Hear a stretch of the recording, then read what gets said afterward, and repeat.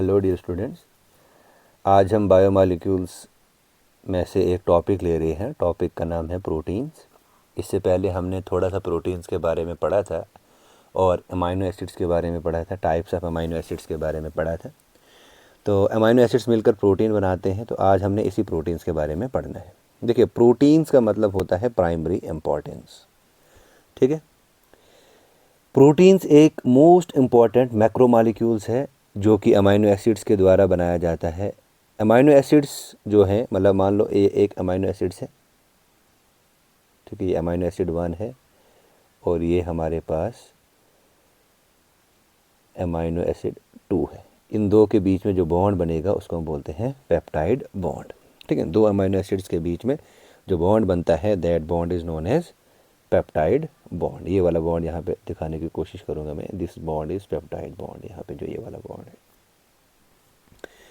तो amino acids जो है they link up through peptide bond. ये पेप्टाइड बॉन्ड से ये लिंक होते हैं इन द वे दैट एक अमाइनो एसिड्स का जो NH2 ग्रुप है उसका H कंट्रीब्यूट करेगा, जैसे यहाँ पे ये H कंट्रीब्यूट कर चुका है, और जो दूसरे अमाइनो एसिड्स का एडजेसेंट है कार्बोक्सिल ग्रुप, उसका OH कंट्रीब्यूट करेगा। ठीक है ना, जब OH कंट्रीब्यूट करेगा तो यहाँ पे वाटर रिमूव होगा। ठीक है ये चीज़, तो बॉन्ड जो बनेगा वो पेप्टाइड बॉन्ड बनेगा। देखिए, पेप्टाइड टर्म जो है इसको इस्तेमाल किया जाता है short chain of amino acids के लिए, यानी कि 2, 4, 6, 8, 10। ठीक है ना, उसके बाद अगर मोर देन 20 अमाइनो एसिड्स की चेन बनेगी, मतलब अमाइनो एसिड 1 से लेकर मान लो अमाइनो एसिड्स 30 हैं। ठीक है, इस पूरी चेन को बोलते हैं हम पॉलीपेप्टाइड चेन। क्या बोलते हैं? Polypeptide chain. ठीक है, short chain of amino acids को पेप्टाइड बोलेंगे। 20 तक की अगर या 20 से ज़्यादा अगर अमाइनो एसिड चेन है तो उसे पॉलीपेप्टाइड चेन बोलेंगे। और अगर 50 अमाइनो एसिड से ज़्यादा हैं तो उससे हम नाम देंगे प्रोटीन का। ठीक है, अगर प्रोटीन एक पॉलीपेप्टाइड का बना है तो उसे हम मोनोमेरिक प्रोटीन बोलेंगे। अगर प्रोटीन एक से ज़्यादा पॉलीपेप्टाइड का बना है उसे हम बोलेंगे पॉलीमेरिक और मल्टीमेरिक प्रोटीन। क्लियर है यहाँ तक?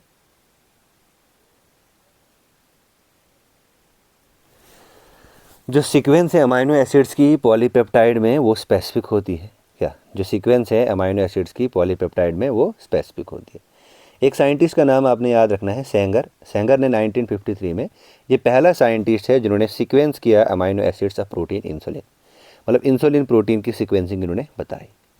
स्पेसिफिक टाइप ऑफ प्रोटीन जो है वो एक पर्टिकुलर स्पीशीज़ में पाई जाती है। This is known as protein specificity. जब स्पेशल टाइप ऑफ प्रोटीन किसी पर्टिकुलर स्पीशीज़ में पाई जाएगी, that is known as protein specificity. ये प्रॉपर्टी जो है it is practically application in tissue grafting के लिए इसको एप्लीकेबल किया जाता है, मतलब अप्लाई किया जाता है। ब्लड ट्रांसफ्यूजन में इसको अप्लाई किया जाता है और ऑर्गन ट्रांसप्लांटेशन में भी इसको अप्लाई किया जाता है। अब मैजिक 20 का नाम आपने सुना होगा। मैजिक 20 क्या है? जो हमारे पास 20 प्रोटीनिशियस अमाइनो एसिड्स हैं, मतलब जो प्रोटीन बनाते हैं उनकी अरेंजमेंट जो 20 अमाइनो एसिड की है, मुख्तलिफ किस तरीके से उनको अरेंज किया जाता है, डिफरेंट वे से उनको अरेंज किया जाता है to produce innumerable types of protein. Protein का मॉलिक्यूलर वेट जो है वो 4500 से लेकर 44 लाख किलो डेल्टन इनका वेट होता है। उसके बाद proteins with all essential amino acids, वो प्रोटीन जिसमें सारे के सारे एसेंशियल अमाइनो एसिड्स होंगे, उन्हें कहते हैं फर्स्ट क्लास प्रोटीन। क्या कहते हैं उन्हें? First class protein. ये पॉइंट याद रखना है। जैसे मीट है, एग है, मिल्क है, सोयाबीन है, ये आते हैं हमारे पास फर्स्ट क्लास प्रोटीन। प्रोटीन्स जो हैं वो सेल मेम्ब्रेन को पास नहीं कर सकते, प्लाज्मा मेम्ब्रेन को पास नहीं कर सकते, इसलिए ये सेल के अंदर कैसे आएंगे या सेल के बाहर कैसे जाएंगे, मेम्ब्रेन के अंदर कैसे आएंगे, मेम्ब्रेन के बाहर कैसे जाएंगे? बाय एंडोसाइटोसिस और एक्सोसाइटोसिस। ये एंडोसाइटोसिस से बाहर जा सकते हैं या ये जा सकते हैं बाहर एक्सोसाइटोसिस से ये बाहर जा सकते हैं। ठीक है यहाँ तक? नो, नेक्स्ट आता है हमारा classification of proteins. Number 1 classification हम पढ़ेंगे on the basis of structure of proteins. Proteins को क्लासीफाई किया गया है 4 टाइप्स में, primary structure, secondary structure of protein, tertiary structure of protein and quaternary structure of protein. Primary structure of protein क्या है? It is a long chain of amino acids formed immediately after protein synthesis. Protein synthesis के बाद immediately जो protein बनता है उससे हम primary protein बोलते हैं या प्राइमरी स्ट्रक्चर बोलते हैं, ठीक है। सेकेंडरी स्ट्रक्चर जो है it is formed by the folding and coiling of primary structures. Folding और कॉइलिंग होती है प्राइमरी स्ट्रक्चर्स की, तो बनता है हमारे पास सेकेंडरी प्रोटीन।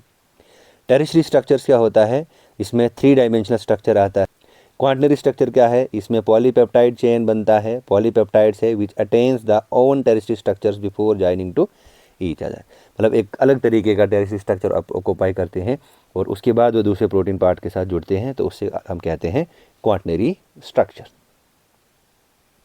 नाउ अब हमारा प्राइमरी स्ट्रक्चर क्या है? ये नॉन फंक्शनल प्रोटीन होता है, ठीक है। इसमें सिर्फ और सिर्फ पेप्टाइड बॉन्ड होते हैं, ठीक है। जैसे इंसुलिन जो है वो एक प्राइमरी स्ट्रक्चर है प्रोटीन का। क्या प्राइमरी स्ट्रक्चर ऑफ प्रोटीन में एग्जांपल आपने याद रखनी है इंसुलिन। क्या इसमें एग्जांपल आपने याद रखनी है इंसुलिन। देखो प्राइमरी स्ट्रक्चर में कुछ मॉडिफिकेशन होगा तो बनेगा सेकेंडरी स्ट्रक्चर ऑफ प्रोटीन, फिर सेकेंडरी में और मॉडिफिकेशन होगा तो बनेगा tertiary structure of protein. Tertiary structure of protein 3 dimensional होता है। अब देखिए सेकेंडरी स्ट्रक्चर ऑफ प्रोटीन में एक तो पेप्टाइड बॉन्ड होगा, जैसे कि ये तो प्राइमरी स्ट्रक्चर में भी होता है पेप्टाइड बॉन्ड, साथ साथ में हाइड्रोजन बॉन्ड होगा। यानी कि प्राइमरी स्ट्रक्चर में सिर्फ और सिर्फ होगा पेप्टाइड बॉन्ड, ठीक है। सेकेंडरी स्ट्रक्चर में क्या होगा? एक तो होगा इसमें पेप्टाइड बॉन्ड भी और दूसरा होगा हाइड्रोजन बॉन्ड भी होगा। एक पेप्टाइड बॉन्ड होगा, हाइड्रोजन बॉन्ड होगा, ठीक है। 3 टाइप्स ऑफ सेकेंडरी स्ट्रक्चर्स बताए हैं पॉलिंग ने। जब पॉलिंग ने इस पे काम किया था सेकेंडरी स्ट्रक्चर ऑफ प्रोटीन पे, तो पॉलिंग ने 3 तरीके के सेकेंडरी स्ट्रक्चर्स बताए और इन्हें फिर नोबेल प्राइज़ भी दिया गया था for the study of alpha and beta structure of protein. और ये अल्फ़ा और beta structure of protein secondary structures में ही हम डिस्कस करते हैं। देखिए पॉलिंग ने क्या किया, सेकेंडरी स्ट्रक्चर ऑफ प्रोटीन को किस में क्लासीफाई किया? सेकेंडरी स्ट्रक्चर ऑफ प्रोटीन में बताया इन्होंने एक अल्फ़ा हेलिक्स को, फिर बीटा प्लेटेड को, और थर्ड आता है हमारा कोलेजन फाइबर या ट्रोपो कोलेजन हेलिक्स। देखिए अल्फ़ा हेलिक्स जो है ये बेसिकली पॉलीपेप्टाइड चेन है जो स्पाइरली कॉइल्ड है। यहाँ पे अल्फ़ा हेलिक्स का स्ट्रक्चर आप देख सकते हो। इसमें अल्फ़ा हेलिक्स में ऐसे करके स्पाइरली कॉइल्ड स्ट्रक्चर्स है। इसमें क्या होता है, हाइड्रोजन बॉन्ड जो है वो बनता है between O of COH group, मतलब कार्बोक्सिल ग्रुप का जो ऑक्सीजन है उसके साथ, और एमाइन ग्रुप का जो NH4 अमाइनो एसिड है उस पर, उसके साथ ये बनता है। इसकी एग्जांपल आपने याद रखनी है। इसकी एग्जांपल क्या क्या आती है वो आपके लिए इम्पॉर्टेंट है। देखिए क्या क्या एग्जांपल है इसमें आपने याद रखना। केराटिन है, केराटिन किस में होता है? हेयर में, नेल्स में होता है।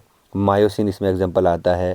ट्रोपोमायोसिन मसल्स में देखने को मिलता है, या एपिडर्मिस इन स्किन है, या फिब्रिन इन ब्लड है। ये इनमें कौन सा स्ट्रक्चर देखने को मिलता है? Alpha helix. तो अल्फ़ा हेलिक्स जो है वो 3.5 अमाइनो एसिड्स पर टर्न ऑफ हेलिक्स होते हैं। मतलब अगर मैं ये हेलिकल स्ट्रक्चर बताऊं, ये एक हेलिक्स, ये जो यहाँ से यहाँ तक है ये एक हेलिक्स है। इस एक हेलिक्स में 3.5 अमाइनो एसिड्स होते हैं। कितने? 3.5 अमाइनो एसिड्स होते हैं इसमें, ठीक है। आप देखो नेक्स्ट आता है इसमें फिर बीटा प्लेटेड। बीटा प्लेटेड में क्या होता है? 2 या 2 से ज़्यादा पॉलीपेप्टाइड चेन जो हैं वो जॉइंट होते हैं इंटरमॉलिक्यूलर हाइड्रोजन बॉन्ड से। जैसे जैसे ये देख रहे हो आप, ये these are intermolecular hydrogen bond. ये एक पॉलीपेप्टाइड है ऐसे, ये हमारे पास दूसरी पॉलीपेप्टाइड है, ये हमारे पास तीसरी पॉलीपेप्टाइड है। इनके बीच में इंटरमॉलिक्यूलर हाइड्रोजन बॉन्डिंग देखने को मिलती है। किस में देखने को मिलती है? यह है फिब्रोइन इन कॉम वॉम्ब ऑफ स्पाइडर और सिल्क फाइबर में देखने को मिलती हैं। बीटा प्लेटेड के 2 स्ट्रक्चर्स हैं, एक आता है पैरेलल बीटा प्लेटेड स्ट्रक्चर, दूसरा आता है हमारा anti parallel beta pleated structure. Parallel में क्या है? पॉलीपेप्टाइड जो है वो रन करता है सेम डायरेक्शन में। एंटी पैरेलल में जो पॉलीपेप्टाइड है वो रन करता है अपोजिट डायरेक्शन में। देखिए ये हमारे पास पैरेलल स्ट्रक्चर है, और एंटी पैरेलल स्ट्रक्चर में अपोजिट डायरेक्शन में जो पॉलीपेप्टाइड है वो रन करता है। अगर एक पॉलीपेप्टाइड ऐसे है तो दूसरी पॉलीपेप्टाइड इसके अपोजिट में होगी। ठीक है, और यहाँ पे हाइड्रोजन बॉन्डिंग होगी। क्लियर है ये चीज़। और अगर मैं पैरेलल की बात करूँ तो पैरेलल की बात क्या हो जाएगी, पैरेलल में ये एक पॉलीपेप्टाइड है, ये इसके पैरेलल में दूसरी पॉलीपेप्टाइड चलेगी, और इसके पैरेलल में यहाँ पे ऐसे करके तीसरी पॉलीपेप्टाइड चलेगी, इनके बीच में हाइड्रोजन बॉन्डिंग होगी। ये स्ट्रक्चर आता है हमारा पैरेलल का। तो सब आई होप पैरेलल और एंटी पैर को समझ में आया होगा। थर्ड आता है हमारा कोलेजन फाइबर, जिसको हम ट्रोपो कोलेजन हेलिक्स भी बोलते हैं। क्या बोलते हैं? ट्रोपो कोलेजन हेलिक्स भी बोलते हैं। ये जनरली इसमें क्या होता है, 3 पॉलीपेप्टाइड जो हैं वो कॉइल्ड होती है around one and other. Locking effect होता है इसमें क्या होता है, लॉकिंग इफेक्ट होता है ड्यू टू, अब ये लॉकिंग इफेक्ट किसकी वजह से होता है, ड्यू टू प्रोलीन। किसकी वजह से? ये लॉकिंग इफेक्ट होता है प्रोलीन की वजह से एंड हाइड्रोक्सल प्रोलीन की वजह से, प्रोलीन और हाइड्रोक्सल प्रोलीन की वजह से। इसमें एग्जांपल आपने याद रखना है, कोलाजन इन बोन और टेंडन। क्या क्या? एक तो कोलाजन बोन का और दूसरा टेंडन। क्या क्या? एक तो कोलाजन, दूसरा टेंडन। ठीक है। अब देखिए यहाँ पे कुछ स्ट्रक्चर देखने को मिला है। देखिए कैसे बनता है ये। अगर मान लो मैंने ड्रॉ किया, ये मेरे पास एक पॉलीपेप्टाइड है, ठीक है, 3 पॉलीपेप्टाइड आपस में कॉइल्ड होती हैं। ये दूसरी पॉलीपेप्टाइड बनाई मैंने ऐसे, ठीक है, और थर्ड पॉलीपेप्टाइड को मैं किसी अलग कलर से रिप्रेजेंट करूँगा। ये हमारे पास थर्ड पॉलीपेप्टाइड आती है, ठीक है। ऐसा किसको, दिस इज, ये हमारा आता है एग्जांपल इसमें कोलाजन फाइबर। तो अल्फ़ा हेलिक्स हमने पढ़ा, ऐसे हमने बीटा प्लेट को पढ़ा, और थर्ड हमने पढ़ा इसमें कोलाजन फाइबर या ट्रोपो कोलाजन हेलिक्स। एग्जांपल्स इंपॉर्टेंट है, हर एक की एग्जांपल्स आपने याद रखनी है। नाउ नेक्स्ट आता है हमारा टेरिशरी स्ट्रक्चर्स। अब टेरिशरी स्ट्रक्चर्स क्या है और क्वाटरनरी स्ट्रक्चर्स, इस पे अब हम चर्चा करेंगे। एक टेरिशरी और दूसरा क्वाटरनरी स्ट्रक्चर। देखिए अगर मैं टेरिशरी स्ट्रक्चर्स की बात करूँगा, टेरिशरी स्ट्रक्चर्स में जो है मैनी टाइप्स ऑफ बॉन्ड बनते हैं between amino acids as peptide bond. जैसे सल्फर सल्फर बॉन्ड बनेगा, इसमें आयोनिक बॉन्ड बनेगा, हाइड्रोफोबिक बॉन्ड बनेगा, हाइड्रोजन बॉन्ड बनेगा, और वैन डर वाल फोर्सेस। तो टेरिशरी स्ट्रक्चर जो है ये 3 डायमेंशनल स्ट्रक्चर होता है। ये क्या होता है? 3 डायमेंशनल स्ट्रक्चर होता है, और 3 डायमेंशनल स्ट्रक्चर होने के साथ ये स्टेबिलिटी इसमें ज़्यादा होती है। क्वाटरनरी स्ट्रक्चर जो है ये हीमोग्लोबिन का क्वाटरनरी स्ट्रक्चर है। हीमोग्लोबिन में 2 अल्फ़ा चेन्स होती हैं, जिसमें लगभग 21 अमाइनो एसिड्स होते हैं। ईच 2 अल्फ़ा चेन्स में 2 बीटा चेन्स होती हैं, जिसमें लगभग 30 अमाइनो एसिड्स होती हैं, ठीक है। तो हीमोग्लोबिन में 2 अल्फ़ा चेन्स होती हैं और इसमें 2 बीटा चेन्स होती है क्वाटरनरी स्ट्रक्चर्स में। अगर हम टेरिशरी स्ट्रक्चर की बात करेंगे तो टेरिशरी स्ट्रक्चर जो है प्रोटीन का, वो थोड़ा उसमें डिस्टिंक्ट अमाइनो एसिड्स आते हैं साइड चेन में, जो कि एक उसमें थोड़ा सा active sites of enzyme proteins के लिए बनाते हैं। ये स्ट्रक्चर जो है थोड़ा सा वेरी सेंसिटिव होता है पीएच के लिए, केमिकल्स के लिए, टेम्परेचर्स के लिए। जैसे एल्ब्यूमिन का जो एल्ब्यूमिन है, egg white and milk. Myoglobin भी इसमें एग्जांपल आता है। मसल्स ब्लड जो मायोग्लोबिन है, जो मसल्स में ब्लड आता है और ब्लड होता है, और एंजाइम्स भी इसमें एग्जांपल आती हैं। ये था हमारा टेरिशरी। तो प्राइमरी स्ट्रक्चर भी समझ में आया होगा आपको कि प्राइमरी स्ट्रक्चर में क्या क्या होता है, फिर सेकेंडरी स्ट्रक्चर, फिर टेरिशरी स्ट्रक्चर। टेरिशरी स्ट्रक्चर में देखिए, प्राइमरी स्ट्रक्चर में सिर्फ और सिर्फ पेप्टाइड बॉन्ड होता है, सेकेंडरी स्ट्रक्चर में हाइड्रोजन ऐड हो जाता है, टेरिशरी स्ट्रक्चर्स में फिर और ज़्यादा जैसे वैन डर वाल फोर्सेस आ जाती है, सल्फर सल्फर बॉन्ड आ जाता है, ये सारी चीज़ें इसमें आ। नो नेक्स्ट है हमारा B classification on the basis of shapes of the molecules.